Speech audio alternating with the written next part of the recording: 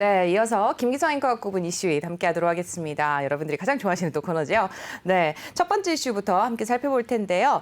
미국의 반도체 업체입니다. 웨스턴 디지털이 일본의 키옥시아를 인수할 거라는 보도가 나왔다고요? 네, 그렇습니다. 월스트리트 저널이 보도를 한 내용인데요. 한마디로 반도체 업계가 지금 지각 변동을 일으키고 있다, 이렇게 봐야 될 것 같습니다. 그러니까 미국의 웨스턴 디지털이 일본의 메모리 업체죠. 그러니까 낸드 플래시를 생산하는 업체인데 키옥시아를 200억 달러에 인수할 것 같다라는 그런 내용으로 보도를 했습니다. 키옥시아는 원래 도시바에서 분리가 된 그런 회사인데 당초에는 9월 달에 기업 공개를 통해서 상장이 될 거다, 도쿄 시장에, 이렇게 얘기가 됐습니다만 월스트리트 저널은 키옥시아 입장에서 상장을 할지 아니면 M&A를 할지 아마 저울질을 할 것이다, 이렇게 얘기를 하고 있고요. 그리고 이 키옥시아 같은 경우에는 현재 상당한 그 시장 지배력을 갖고 있기 때문에 시장이 요동을 치지 않겠느냐, 이렇게들 예상을 하고 있습니다. 네, 만약에 이제 말씀대로 인수가 된다 이렇게 되면은 어떻게 우리 시장에도 어떤 영향을 좀 미치게 되지 않을까요? 네, 그 낸드 플래시 시장을 볼 것 같으면 삼성이 한 35.9%, 2019년 기준으로 해가지고 1위 업체입니다. 그리고 그 2위가 키옥시아고 19%. 3위가 웨스턴 디지털 13.8% 이렇게 되어 있습니다. 그리고 하이닉스가 9%대로 5위고 6위가 인텔 9.5%로 되어 있습니다. 근데 잘 아시겠지만은 하이닉스가 인텔의 낸드 플래시 부분을 지금 인수하기로 하고 지금 진행이 되고 있지 않습니까? 그렇죠. 그래서 당초에는 하이닉스가 인텔의 낸드 플래시를 인수를 하게 되면은 대략 한 18% 넘어가지고 2위 업체가 될 거다, 이렇게 예상을 했는데 웨스턴 디지털이 만약에 이 키옥시아를 인수하게 된다면은 32%가 넘는 점유율을 차지를 하게 됩니다. 이렇게 되면은 이으면서 삼성을 바짝 뒤쫓는 그런 형국이 되거든요. 이렇게 된다면은 상당히 이 낸드 플래시 부분에서의 어떤 시장 지배력이 말하자면 삼성, 웨스턴 디지털, 그리고 하이닉스, 이렇게 세 개로 3강 체제로 짜여지지 않겠느냐. 그러면서 이 웨스턴 디지털의 힘이 꽤 커질 걸로 이렇게 예상이 되고 있습니다. 사실 이 키옥시아에는 하이닉스가 한 10% 정도 지분을 갖고 있습니다. 앞으로 이게 어떻게 될지 좀 지켜봐야 되겠지만은 아무래도 우리로 봐서는 그다지 좋은 소식은 아니다, 이렇게 봐야 될 것 같고요. 다만 만약에 웨스턴 디지털이 키옥시아를 인수하기로 서로 간에 결정을 한다 하더라도 이게 빠르면 9월쯤 결정이 된다 그러는데 된다 하더라도 중국이 남아 있습니다. 중국이 과연 이걸 갖다가 허가를 할 건지.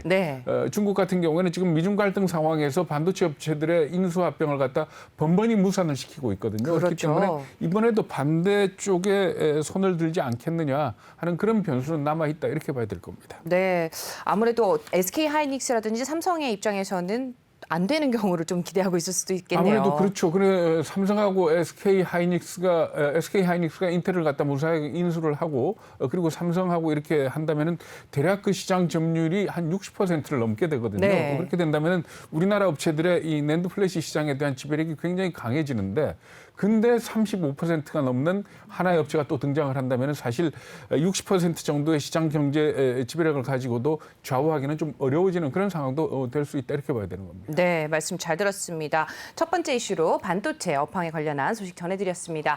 이어서 두 번째 이슈도 함께 확인을 해볼 텐데요. 두 번째 이슈는 또 중국 관련 소식입니다.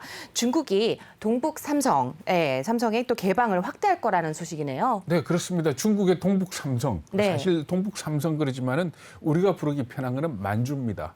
그렇죠. 그러니까 동북 삼성을 중국의 그 지방자치단체 성으로 나누면은 요동성, 길림성, 흑룡강성 이렇게 됩니다. 그런데 중국식 발음은 랴오닝성, 지린성, 헤이룽장성 이렇게 부르죠. 근데 사실 우리가 발음하기에는 요동성, 길림성, 흑룡강성이 훨씬 더 편하지 않습니까? 뭐 굳이 얘기 안 하더라도 그 지역이 사실 고조선, 고려, 부여, 고구려 부여해가지고 이 땅이 그러니까 중국 쪽으로 넘어간 거는 사실 얼마 안 됩니다. 결국 청나라가 망하면서 그냥 청나라하고 같이 흡사병이 돼서 중국으로 넘어간 거지. 그 전까지는 중국 땅이 아니었거든요. 그런데 어쨌든 간에 중국이 이 지역이 지금 현재 상당히 노후화된 공업 지역이어가지고 이 부분에 대해서 투자를 하겠다라고 얘기를 하고 있는 겁니다. 그러면서 리크창 총리가 최근에 뭐라고 얘기를 했는가 하면 회의를 주재하면서 이 동북 삼성을 갖다 개발을 해야 되는데 해안선을 끼고 있지 않습니까? 동북 삼성이 그러니까 발해만을 끼고 있고 또 저쪽으로는 동해 쪽으로도 접해 있기 때문에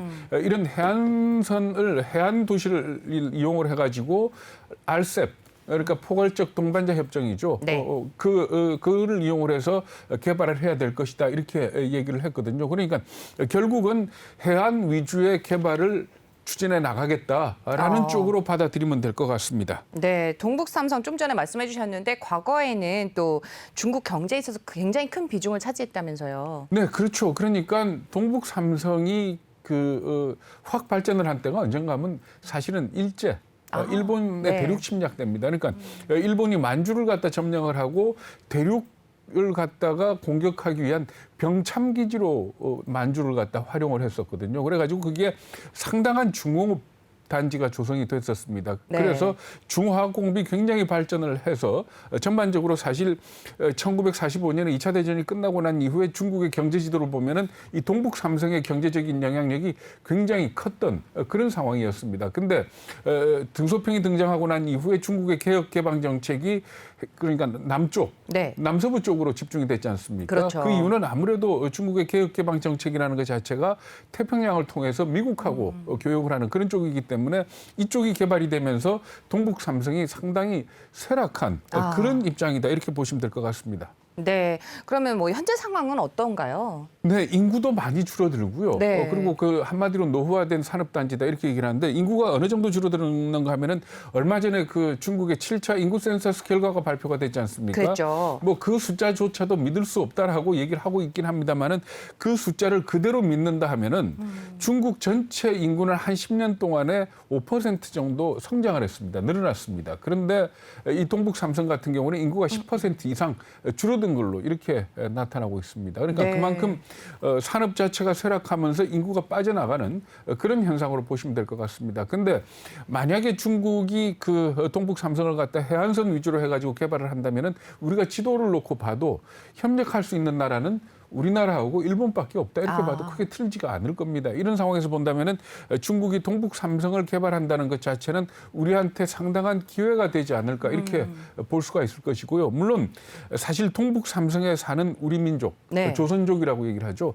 숫자는 굉장히 많이 줄어들었습니다. 그렇긴 하지만 어쨌든 간에 일부 지역은 우리 조선족들이 많이 살고 있는 지역이고 그리고 가장 편하게 접근할 수 있는 이런 지역이고 더군다나 북한하고 또 접경된 지역들 아닙니까? 그렇죠. 그렇기 때문에 우리 경제나 앞으로 어떤 남북 관계로 봐서도 상당히 중요한 지역일 것 같다 이렇게 보시면 되고요.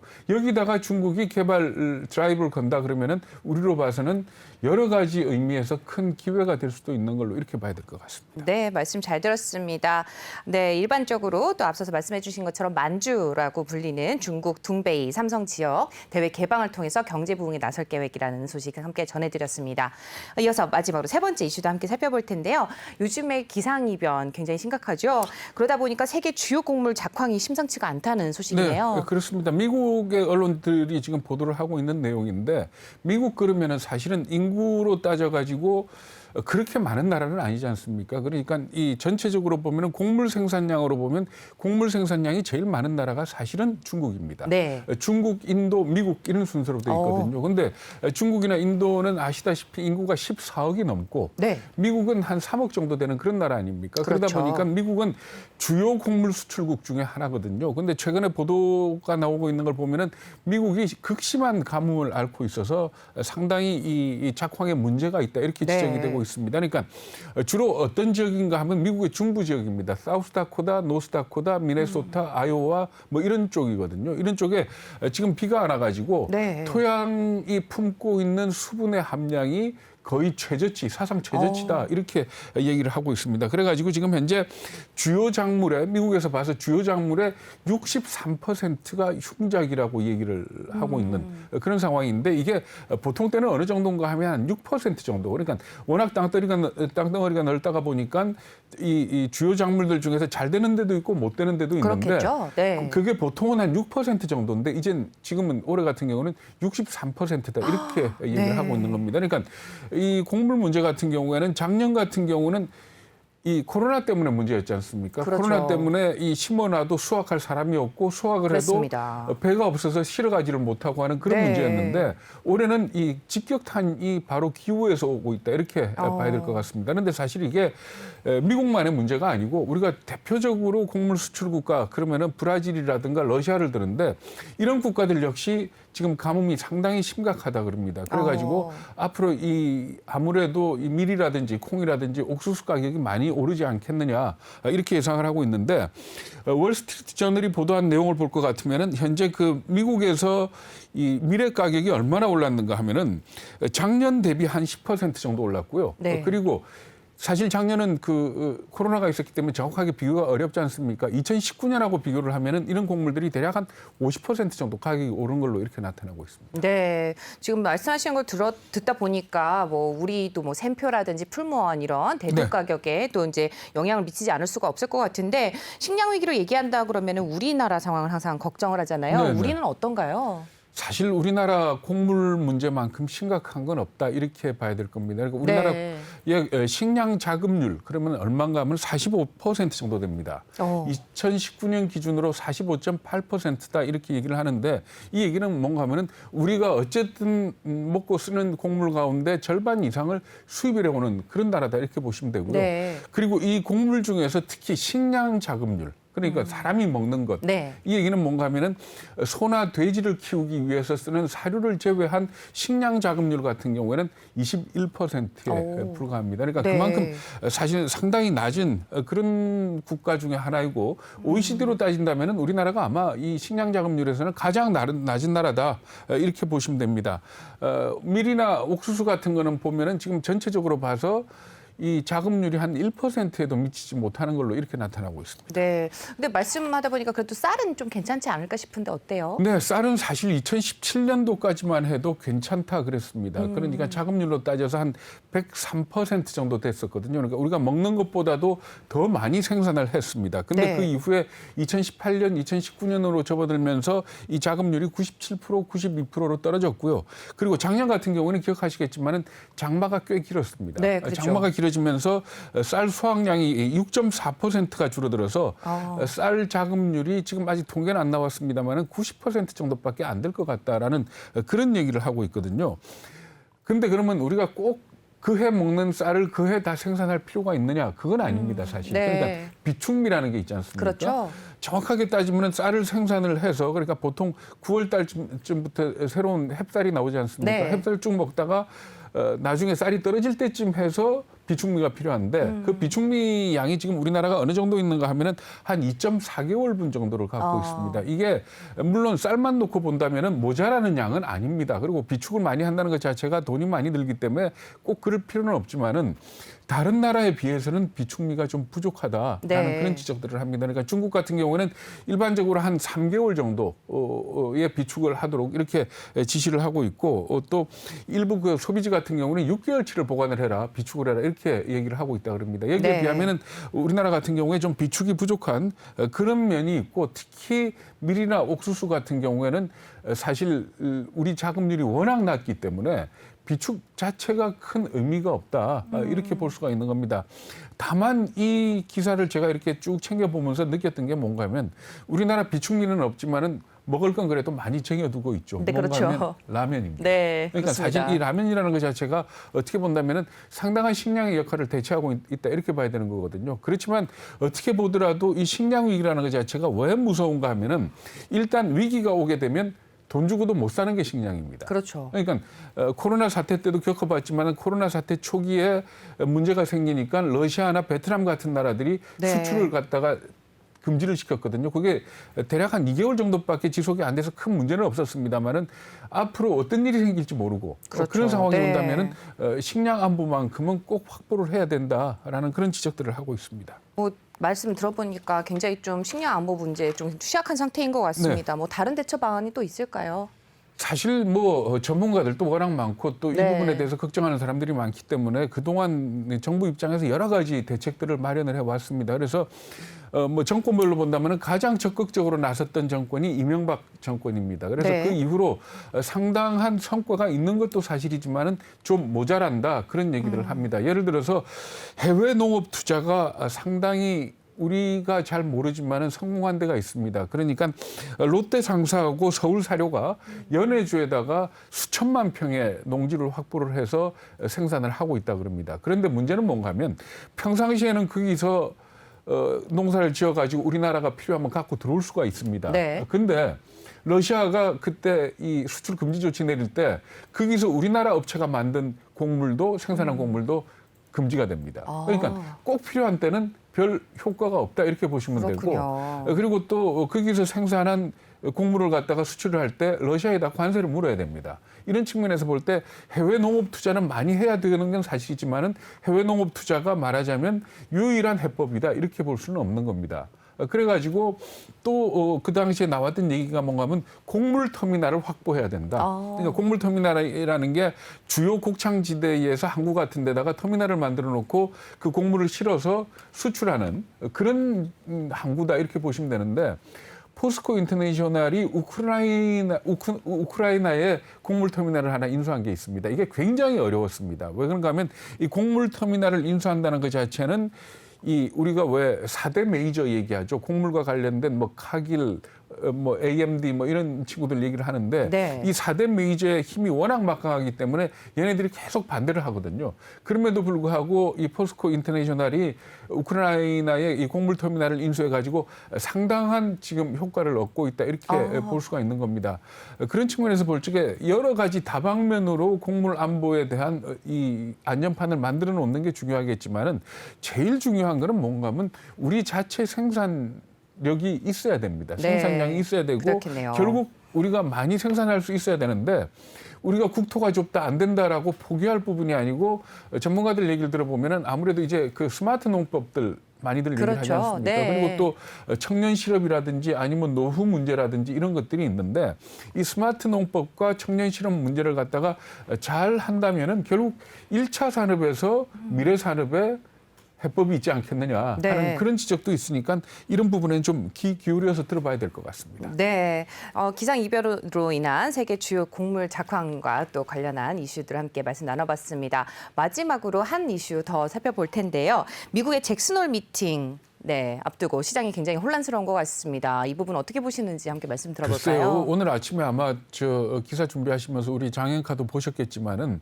굉장히 혼란된 사인들이 나오고 있죠. 그렇죠. 그러니까 델타 변이 때문에 테이퍼링 시기가 늦어질 거다라는 기사도 있고 또 보면은 델타 변이는 정점을 지났다라는 그런 얘기도 있지 않습니까? 네. 이것뿐만 아니고 뭐 내구재 소비도 줄어들기 시작했고 뭐 이런 것들을 보면 과연 테이퍼링을 빨리 할 거냐 늦게 할 거냐 이 부분에 대해서도 뉴욕 시장조차도 혼란스러워하는 것 같습니다. 그렇기 때문에 잭슨홀에서 있을 그 파월 의장의 연설에 대해서 다들 주목을 하고 있는데 전 그렇게 생각을 합니다. 우리 입장에서 본다면은 테이퍼링은 있을 겁니다. 언젠가 그렇죠. 있겠죠. 네. 그게 빠르면 11월이고 늦으면 1월일 텐데 그렇죠. 어느 쪽이 되든 간에 우리 시장에는 상당한 영향을 미칠 것이다. 왜 그런가 하면 제가 이렇게 쭉 증권시장을 보면서 한 20, 30년 보면서 느꼈던 게 뭔가 하면 네. 돈의 흐름은 거짓말을 하질 않더라고요. 그렇습니다. 결국은 네. 테이퍼링을 시작을 하게 되면 돈은 빠져나갈 것이고 그렇게 된다면은 어느 정도 일정 순간에 텐트럼 그러니까 발작은 피할 수가 없을 겁니다. 특히 우리나라를 포함해서 우리나라는 뭐 신흥국에 포함되는 건 아니지만 신흥국이라든지 중국이라든지 하는 쪽에서는 상당한 진통이 예상이 된다 이렇게 봐야 되는데 그렇다면은 11일이나 1월에 있을 테이퍼링을 대비해서 지금 그러면 주식 팔고 떠나야 되느냐? 전 그건 아니라고 생각을 합니다. 어쨌든 간에 지금 현재 유동성 파티가 진행이 되고 있지 않습니까? 그렇죠. 우리가 파티에 참석해 보면 제일 좋은 음식은 마지막에 나오죠. 그렇죠. 그러니까 그렇습니다. 결국 뭔가 하면은 빠져나갈 시기는 생각을 해야 되겠지만은 이 주식시장에서 이득을 볼 수 있는 시기까지는 버텨야 되는 겁니다. 그 대신에 마지막 디저트는 안 먹겠다라는 판단은 하고 준비를 하면서 주식시장에 임해야 되지 않을까 이런 생각을 해봅니다.